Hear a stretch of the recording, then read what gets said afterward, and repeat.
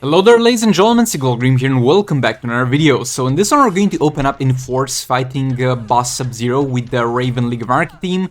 The Raven is gearless, so we need to be careful so that she doesn't die.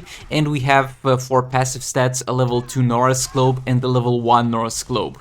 They're going to be on Raven and EPI, and Joker's gonna have the Dark Metal cards at level 3 for some damage boost. The Dark Metal cards are in general a very good artifact, but they work so much better with Raven buffs and League of Anarchy dot damage, so that's gonna be by far the best choice for damage in this scenario.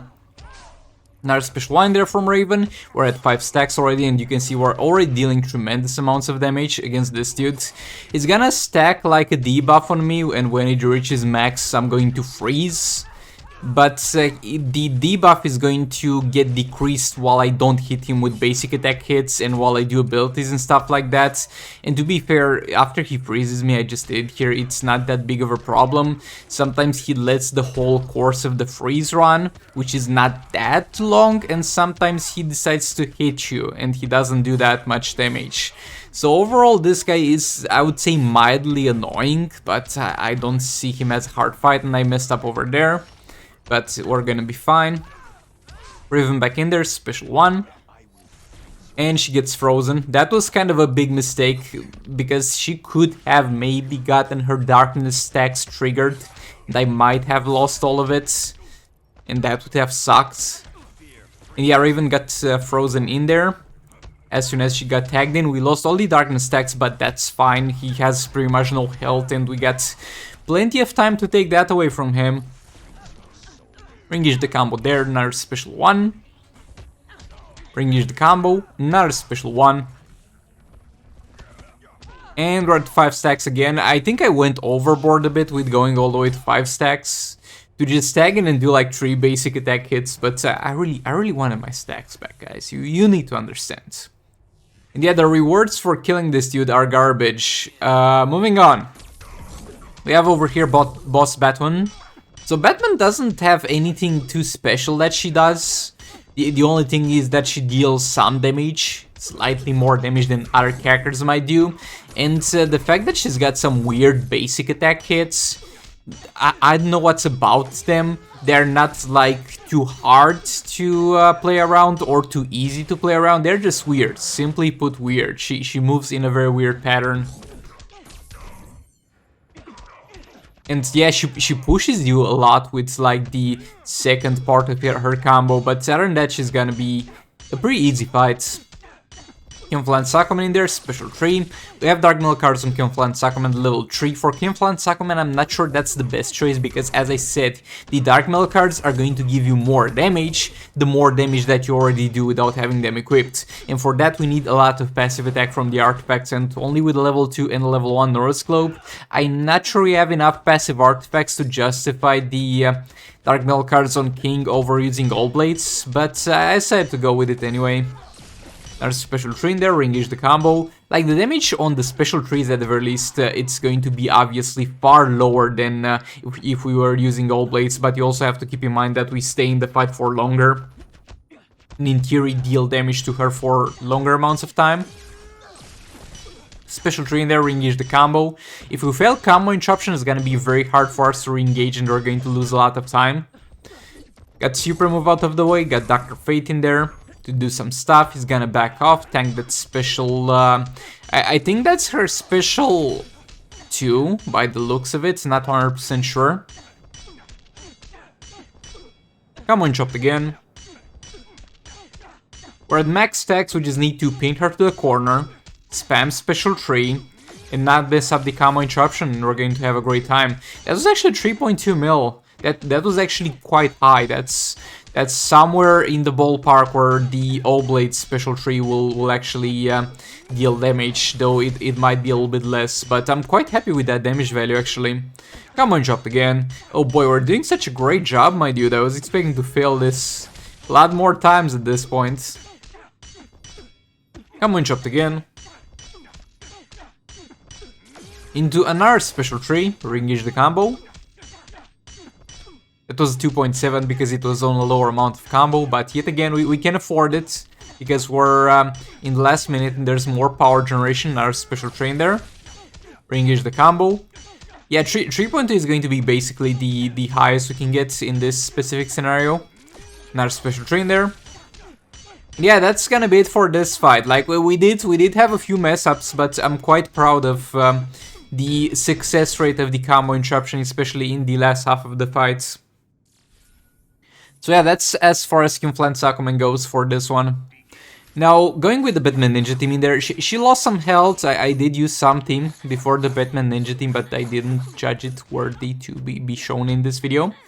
But yeah, with the Batman Ninja team, they can deal some serious damage with the Dark Metal cards, and we have yet again the same supporting artifact setup that we have for Skinflint Sakumen, and I'm so happy for them, because like Skinflint Sakumen can go with all blades, he doesn't necessarily have a gameplay that does not allow him to do well with all blades, but Batman Ninja team hurts so much from having to tag in and out and having to use all blades, so it's so great that we get a free artifact that's going to go very, very well with them. The main reason why they suck when you have to tag them in and out, I mean, they don't suck, they just underperform compared to scenarios like this, is because while you tag Batman Catwoman out of the fight, she will not be hitting the enemy. If she's not hitting the enemy, then she's not going to stack lethal tag damage. If she's not stacking lethal tag damage, then her damage will heavily decrease pretty much. Yeah, ringers the combo there. Combo interrupt again. Into our special tree. I think she had 80 mil health, and it was to the point where I could kill her. I could definitely kill her, but at the same time there was enough room for me to mess up and result in the fight not being a kill. So I had to be real careful at this point, real careful. Combo interrupt again. Another special train there. And so far it's looking great. Combo interrupt. She's got super move. We should have done the special 2 before she did the super move, just to get that out of the way. But we didn't, so rip on that one. Now it comes to pushing her back to a corner. She might be a little bitch about it and make us take far more time until we get to that point. Another special train there. There we go, finally. That was actually smooth. I'm sorry I called you a bitch. That was actually smooth. Thank you. Thank you for being merciful. Another special train there. Come on, chopped again. Yeah, I think we got to the point where no matter how badly we mess this up, there's no way we don't kill her. Like, there's very little green space over there at the start of the bar. I think we got this, guys. There's no special 2 active, so I might maybe should fix that, but I decided to not care, actually. Combo interrupt again, I think, for the last time. And there we go, she's down. I told you we can do it. So for the next fight, I was in a little bit of a situation where I didn't really need to use Skinflint Sakumen in any other place, but I had some problems with Boss Dr. Fate, because a lot of my teams kind of like to tag in and out, and a lot of my teams don't have a great day or a great gameplay when you don't tag them in and out. On this account at the very least. And the prolonged tagging cooldown would make it suck for a lot of other teams. But the problem is that this dude disables the might gear bonuses, so we're going to lose a lot of damage because of that. We have the Dark Metal cards, so we're going to have guaranteed crits while he's in the guaranteed crit area, and we're going to try and push him to the corner to achieve that. And we're going to have some crit damage from the Dark Metal cards, so there is some damage to be done with King, but we're going to lose a lot of crit damage. We're going to lose a lot of fast actions and a lot of attack, and also our defensive stats, because we do have some defensive stats that are not going to be present here. And for survivability, I could have gone with Nora's Snow Globe, but that would have severely weakened my damage, because since we don't have crit chance and crit damage anyway from like the build, not having Dark Metal cards would have been a huge step back in terms of damage. Special train there, re-engage the combo. Kind of back off a bit. That's special 2, that's fine. Another special train there. Re-engage the combo, we're at max stacks. Kind of back off. Build some more combo. We will eventually do a super move, but boy, even when we block that special one, that thing hurts, my dude. That thing real hurts.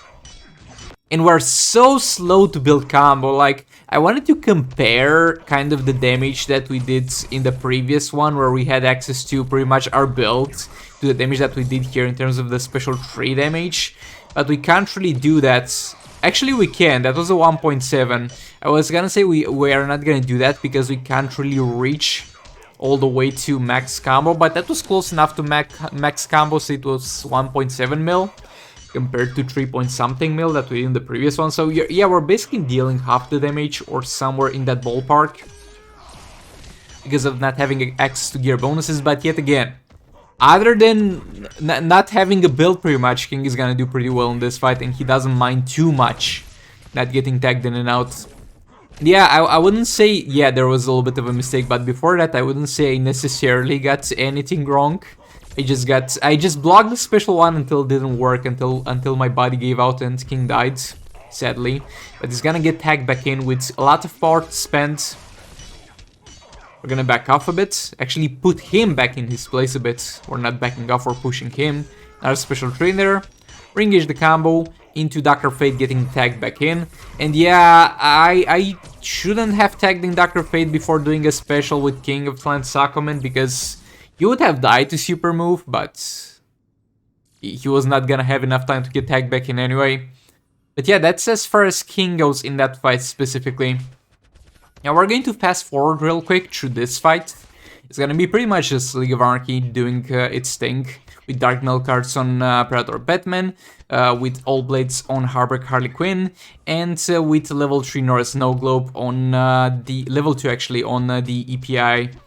So not much to really talk about. We're going to stun her, guys. We're going to stun her real good. We're going to push her all the way to the corner. We're going to have the guaranteed crits area. We're going to do that until she dies. I know this is the pinnacle of Injustice 2 mobile gameplay and entertainment, and I'm so glad to be able to share it with you. We tank that super move again, my Predator Batman, as I usually say, absolute unit. He has absolutely no trouble. He even tanks bosses with Berserk, no trouble. Predator Batman back in, special 2. And yeah, we're at the peak performance point. After she has used super move, after you have used your own super move, and she's in the corner, there's no escape until you severely mess something up, because with this team you can like mess up the combo of Harley like 3 or 4 times before you can actually restart it and not let the stun expire. So yeah, it's quite impossible to mess this one up that badly. Another special 2 in there, re-engage the combo. Predator Batman back in, another special 2. Yeah, there we go, there we go.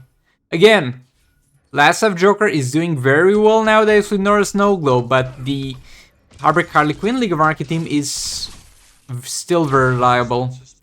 We got Brainiac here with Collector vs Superman and Raven. Yet again, I don't think I really needed to use Raven anywhere else, and that's because of that I'll continue my search for the ideal Raven team where I'm not using it with League of Anarchy. So far it's still the Batman Ninja team by far, and I wanted to throw her in with Collector vs Superman. And look, I am expecting this to suck ass. I'm fully expecting this to suck ass because of a few reasons.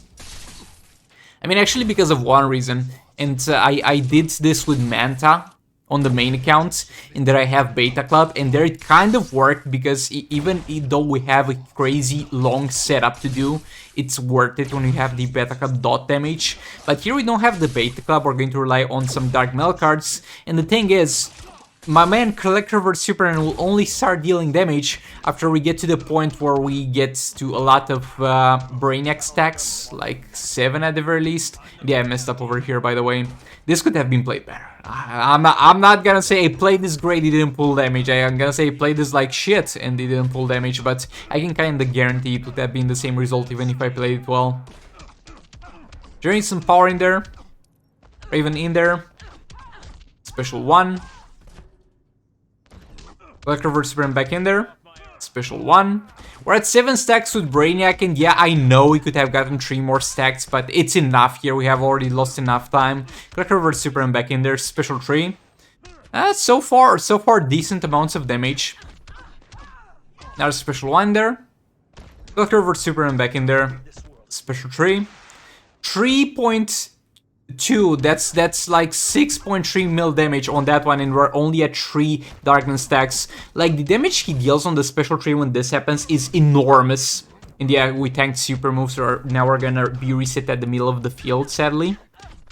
Raven back in there, 5 darkness stacks. When it actually goes well and it works and we get the special tree on high amounts of combo, the damage is going to be insane.